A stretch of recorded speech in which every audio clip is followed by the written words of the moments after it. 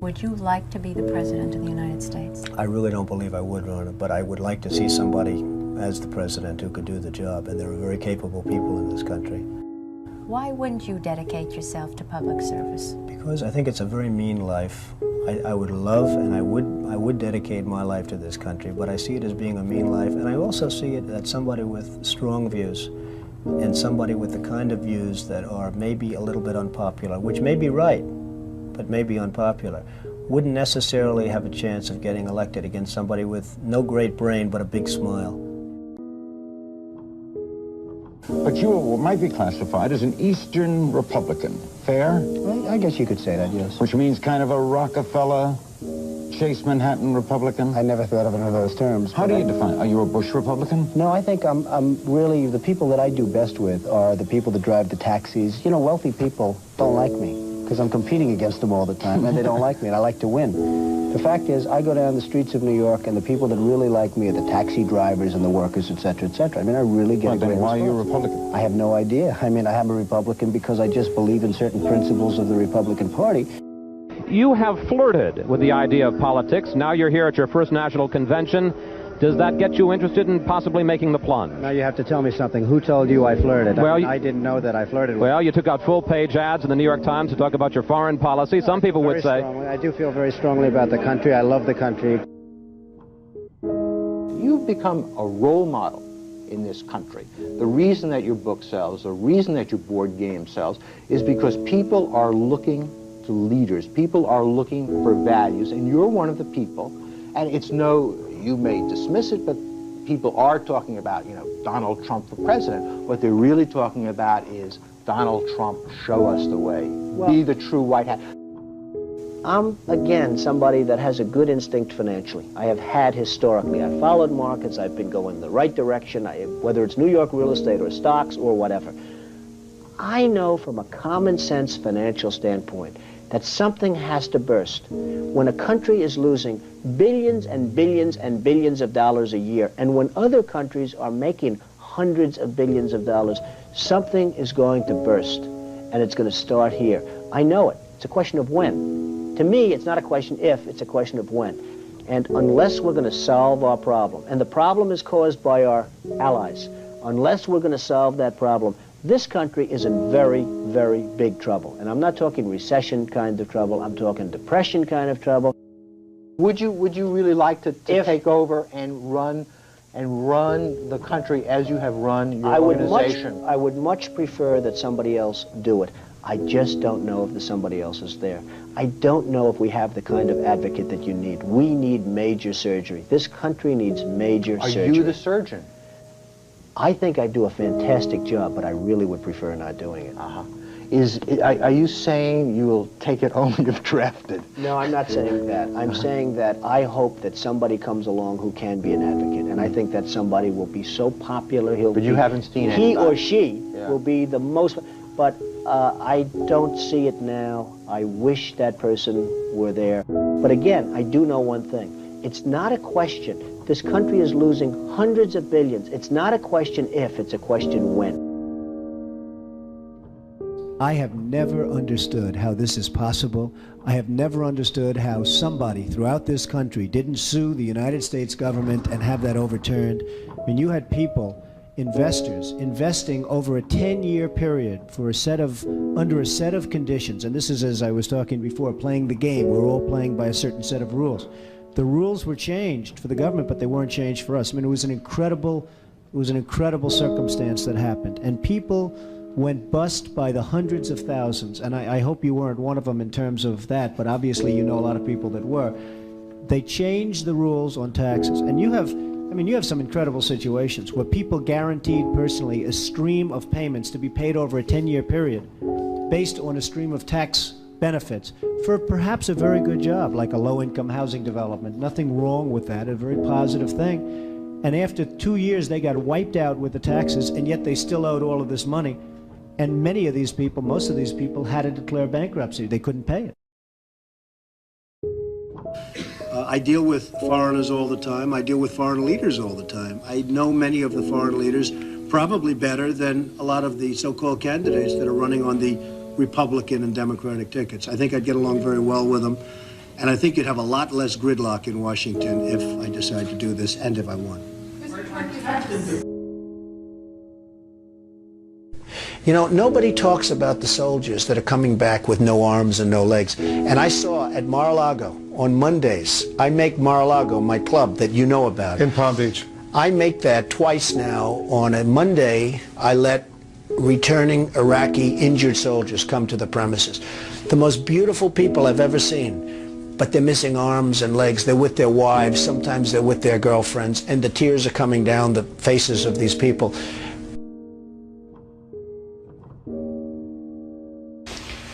Well, I just hate what's happened to this country. We've gone to a country that's no longer respected.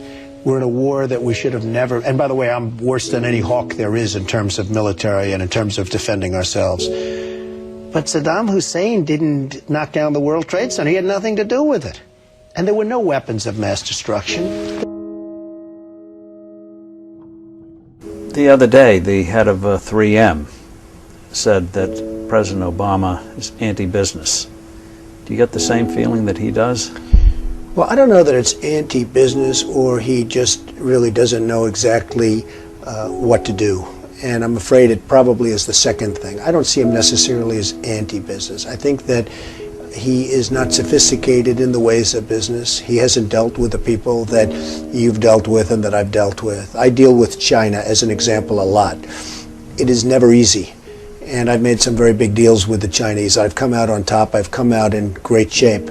I sell apartments to Chinese people. I get along great with them. It's not like, you know, anti-China. I just think it's ridiculous that we allow them to do what they're doing to this country with the manipulation of the currency that you write about and understand, and all of the other things that they do. And frankly, if I were them and if I could get away with it, I take my hat off to them, frankly. They do get away with it. And I hire companies all the time, and it's so hard for our companies to compete against Chinese companies. I mean, these companies have such an advantage, whether it's glass for a curtain wall or whether it's, and you use the term because you know what's happened, sheetrock. I mean, they used to give us sheetrock, just give it. And everybody that was unfortunate enough to use Chinese sheetrock had problems. I mean, problems like where people were dying from it. The good news, Steve, our product is much better, but with the manipulation of their currency, it's very, very, very hard for our companies to compete. But I'll certainly do whatever is necessary and however I can help, whether they want me to make speeches, whether they want me to contribute, raise money, I'll do whatever I have to do. We need somebody great as a president.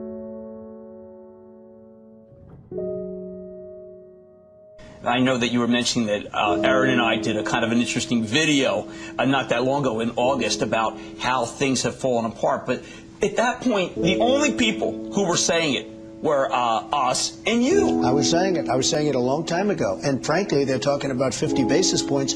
I think you should drop it a point, a full, solid 100 basis points, and just sit back and see. And I was actually looking at somebody, a gentleman from Goldman Sachs was saying 175. Right. So that's going to be interesting. But I think that's ultimately going to be happy. And it would be nice if Ben could get now ahead of the curve instead of always being behind the curve. He's behind the curve. Say what you want about Alan Greenspan. He was always slightly ahead of the curve. Right. And that was always brilliant. And he had this incredible reputation. I think Ben has to get a little bit ahead of the curve. He has to do something dramatic. And I really think what he should do is surprise the hell out of everyone and do it 100, and let's see what happens. That would be big. Any politician, do you think, has the pulse? Anyone running for president has the pulse of what you know about the economy? Well, the biggest problem is something I never hear about. I told you about it once. Every time they lower interest rates, the cartel, because I call it a cartel, right, the illegal monopoly raises oil prices, okay? So the monopoly, because that's all it is, it's a total illegal monopoly. If businesses ever formed OPEC, everybody would be put in jail. Here they are, and every time a country hits oil, they're invited in to the cartel, okay? It's a disgrace. So what happens is every time interest rates go down, oil prices go up. And it's the same number. I mean, practically the same money. So they lower it, they raise it. They lower it, they raise it. Now you have oil that's close to 100, going to be over 100. And nobody in this country calls and says, get that damn oil price down.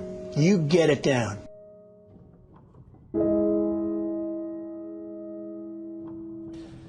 But I have to tell you that our country is in serious, serious trouble. We owe $17 trillion our debt.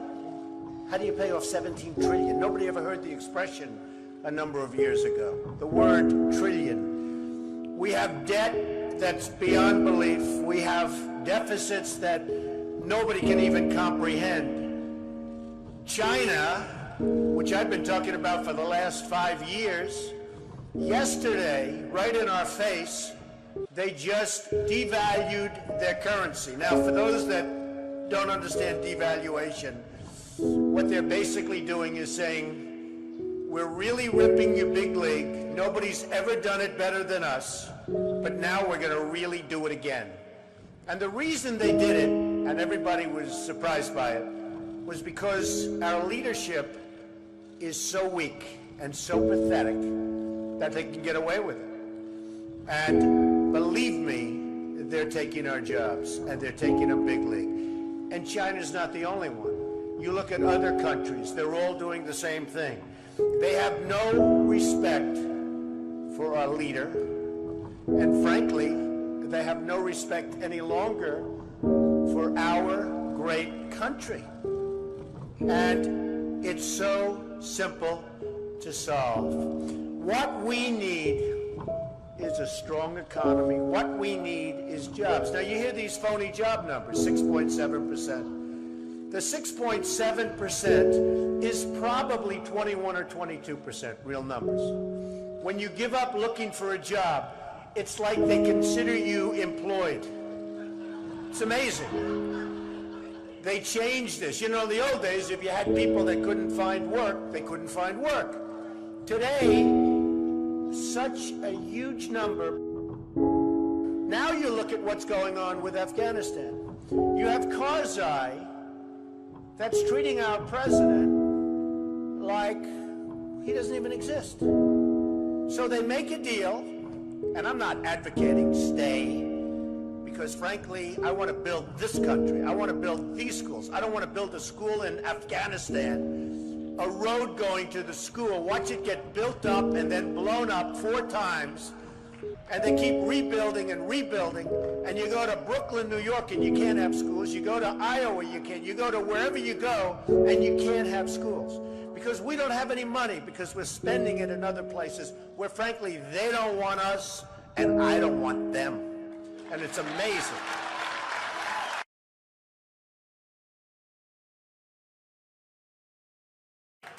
Our country is in serious trouble.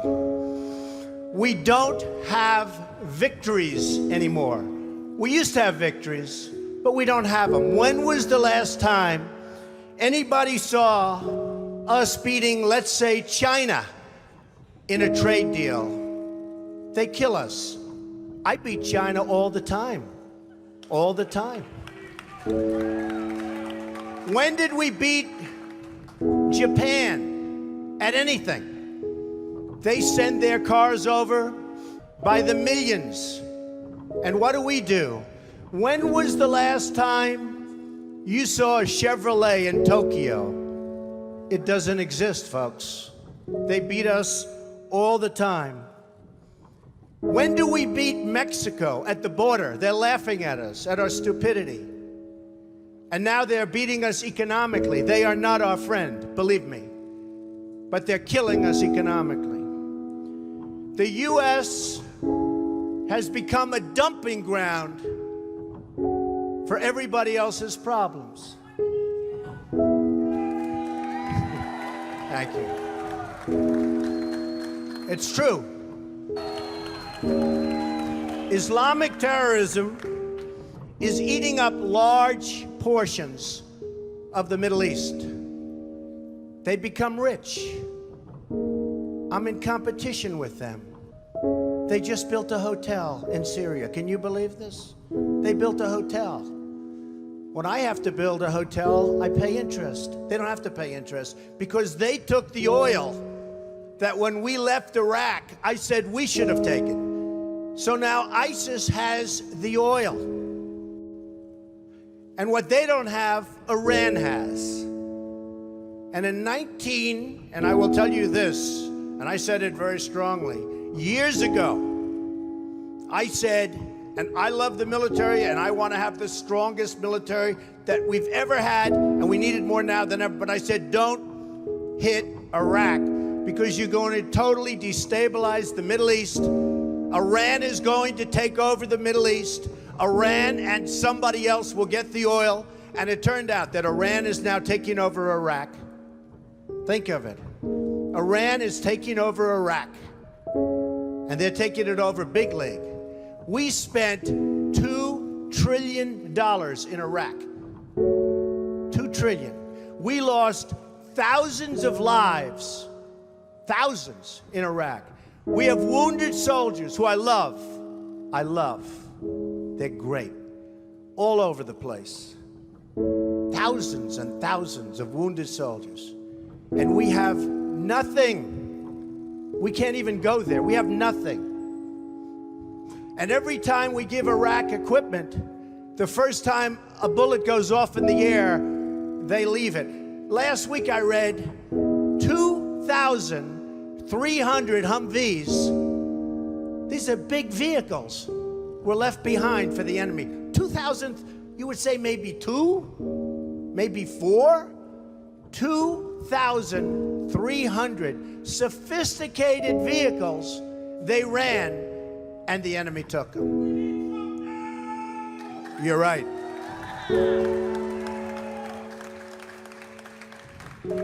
Last quarter, it was just announced, our gross domestic product, a sign of strength, right? But not for us. It was below zero. Who ever heard of this? It's never below zero. Our labor participation rate was the worst since 1978. But think of it, GDP below zero. Horrible labor participation rate. And our real unemployment is anywhere from 18 to 20%. Don't believe the 5.6. Don't believe it. That's right, a lot of people up there can't get jobs. They can't get jobs because there are no jobs. Because China has our jobs and Mexico has our jobs. They all have our jobs. But the real number is anywhere from 18 to 19 and maybe even 21%. And nobody talks about it because it's a statistic that's full of nonsense.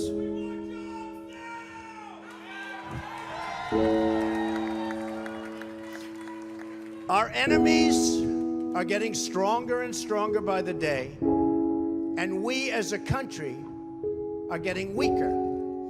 Even our nuclear arsenal doesn't work. It came out recently. They have equipment that's 30 years old. They don't even know if it worked. And I thought it was horrible when it was broadcast on television, because boy, does that send signals to Putin and all of the other people that look at us and they say, that is a group of people and that is a nation that truly has no clue. They don't know what they're doing. They don't know what they're doing. We have a disaster called the big lie, Obamacare. Obamacare. Yesterday it came out that costs are going for people up 29, 39, 49, and even 55%. And deductibles are through the roof. You have to get hit by a tractor, literally a tractor, to use it. Because the deductibles are so high, it's virtually useless. It is a disaster. And remember the $5 billion website. $5 billion we spent on a website. And to this day, it doesn't work. A $5 billion website. I have so many websites. I have them all over the place. I hire people. They do a website. It costs me $3. $5 billion website. I have so many websites. I have them all over the place. I hire people. They do a website. It costs me $3. $5 billion website.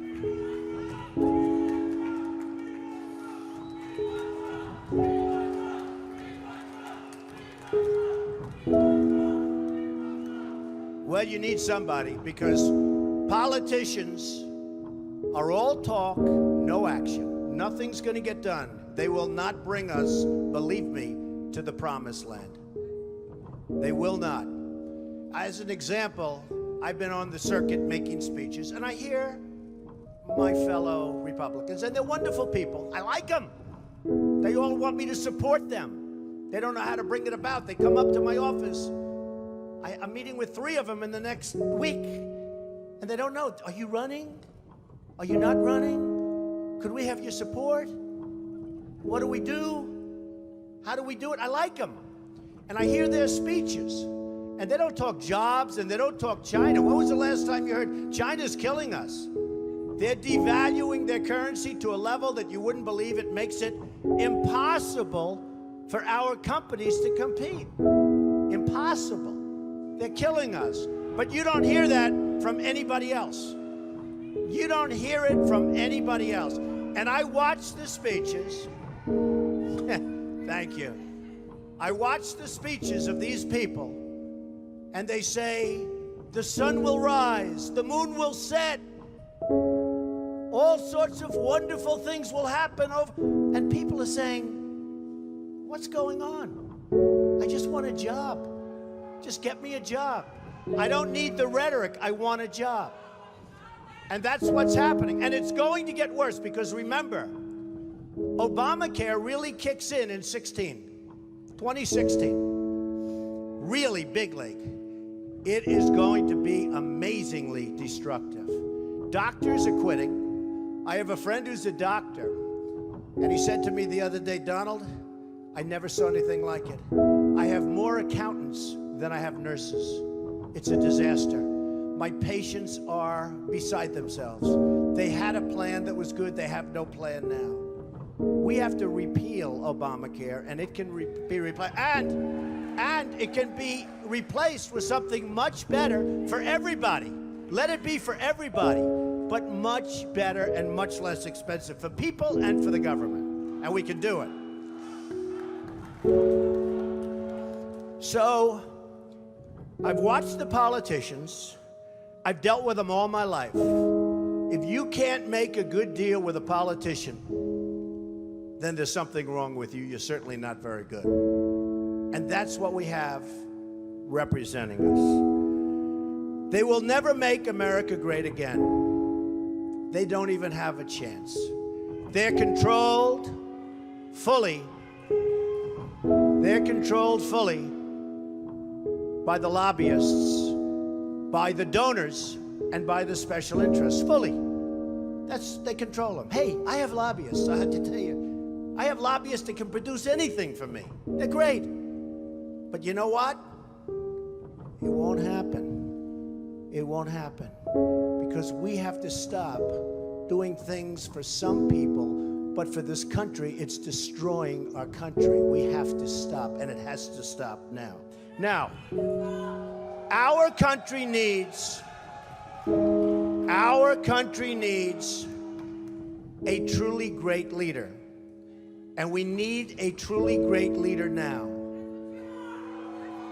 We need a leader that wrote The Art of the Deal. We need a leader that can bring back our jobs, can bring back our manufacturing, can bring back our military, can take care of our vets. Our vets have been abandoned. And we also need a cheerleader. You know, when President Obama was elected, I said, well, the one thing I think he'll do well, I think he'll be a great cheerleader for the country. I think he'd be a great spirit. He was vibrant. He was young. I really thought that he would be a great cheerleader. He's not a leader, that's true. You're right about that. But he wasn't a cheerleader. He's actually a negative force. He's been a negative force. He wasn't a cheerleader. He was the opposite. We need somebody that can take the brand of the United States and make it great again. It's not great again. We need somebody.